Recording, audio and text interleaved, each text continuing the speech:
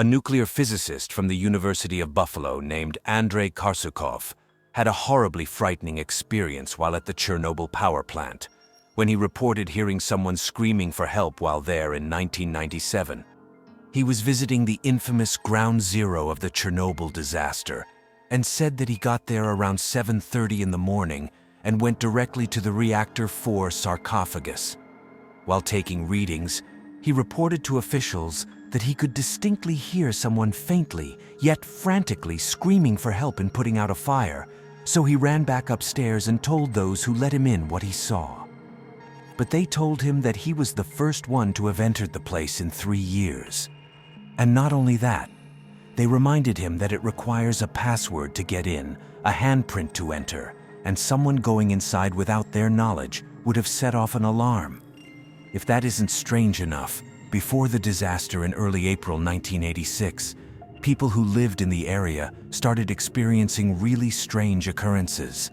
There were reports by power plant workers of seeing a large, black, bird-like creature with a 20-foot wingspan and large, glowing red eyes that would eventually be dubbed the Black Bird of Chernobyl.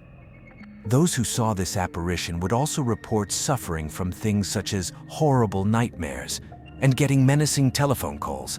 and that these got worse right up until the very morning of the accident on the 26th of April, 1986.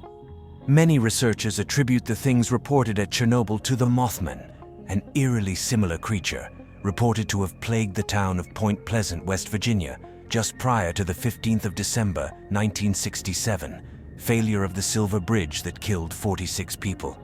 They also contend that historical evidence suggests that this entity appears to be a harbinger of death, since Mothman-type creatures have been reported elsewhere in the past. And as in both cases, Chernobyl and the Silver Bridge, the phenomena hasn't been reported since.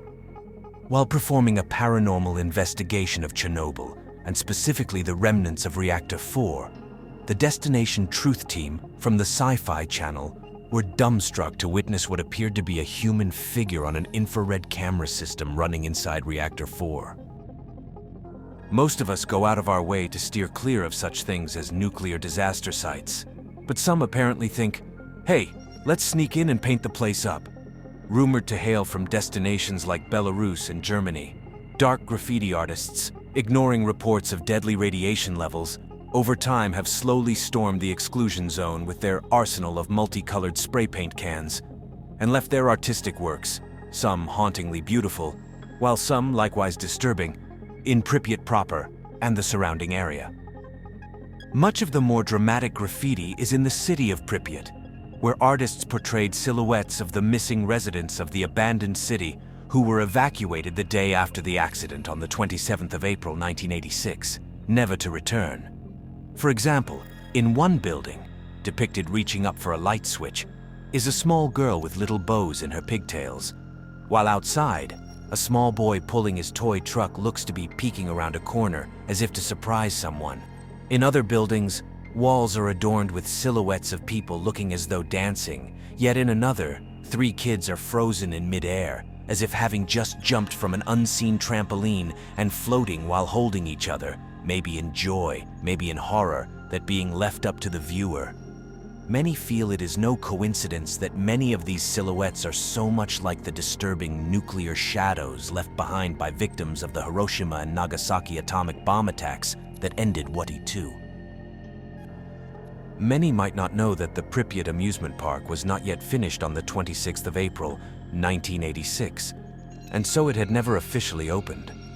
Scheduled to do so in just 5 days on May Day, May 1st, the park stands as a destitute and abandoned icon of the Chernobyl disaster, and a stark reminder of all that could have been. The park featured all-time carnival favorites such as an 85-foot 26M Ferris wheel, a parachute ride, bumper cars, boat swings, and a shooting gallery. Many Soviet cities had similar amusement parks dubbed Parks of Culture and Rest, and some are still in operation today, but the Pripyat amusement park never did get its day in the sun, even though it was briefly opened to the public on the 27th of April, prior to evacuation orders being given later in the day. Although the park wasn't ready for patrons, Residents were excited to get a chance to visit the fairgrounds, though most of the rides weren't in service. Today the park sits looming and lonely, a life never lived. The bumper cars sit where they were abruptly left, with leaves swirling around the ride. The Ferris wheel is frozen in place, and the paint is chipping and fading. The paint on the yellow canopies is still bright in spots, but with the orange color of rusty neglect prevailing elsewhere, silently moaning a forlorn story. It's been 35 years since the disaster at the Chernobyl power plant, and although wildlife seems to be thriving, the flora and fauna does offer up some perplexing signs of being radiated. According to a study that began in 1991, the organisms responsible for decomposition and replenishing organic matter back into the ecosystem, such as insects, fungi, and microbes, are presenting symptoms of radioactive contamination. One of the more pronounced phenomena has been dubbed the bloody red forest, which is a set of woodland where all the pine trees turned a blood red color right after the meltdown, and then died not long after. The most disturbing aspect of the bloody red forest is that even after 15 to 20 years after the catastrophe, these trees were not decaying, when most rot into dust within a decade of being on the ground.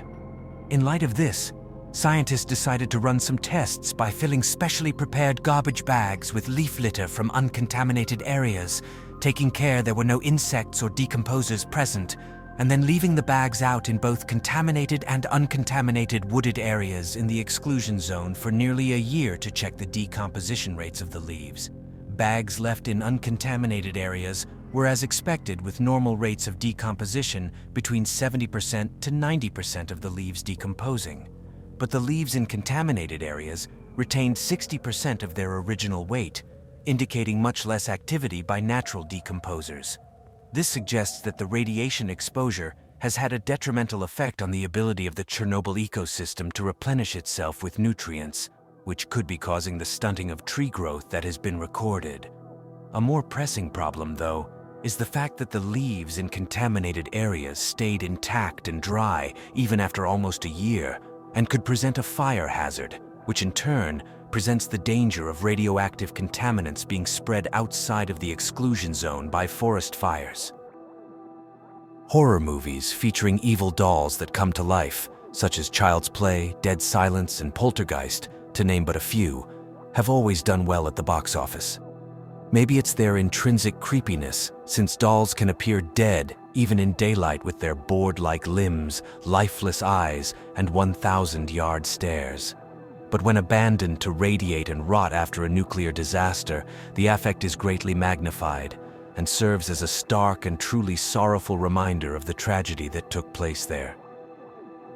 The 49,000 residents of Pripyat that were evacuated on the 27th of April were told that it was only temporary, so most thought they'd be coming back soon and left everything they owned behind, including the kids who abandoned their toys,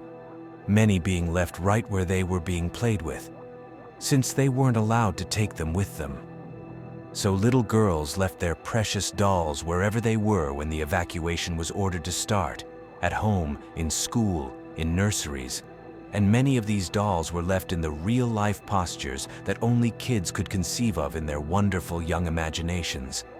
Many left in these sad play scenarios have suffered severe radiation damage, making their appearance all that much more disturbing, while the position of some were most likely staged for the cameras of future dark tourists.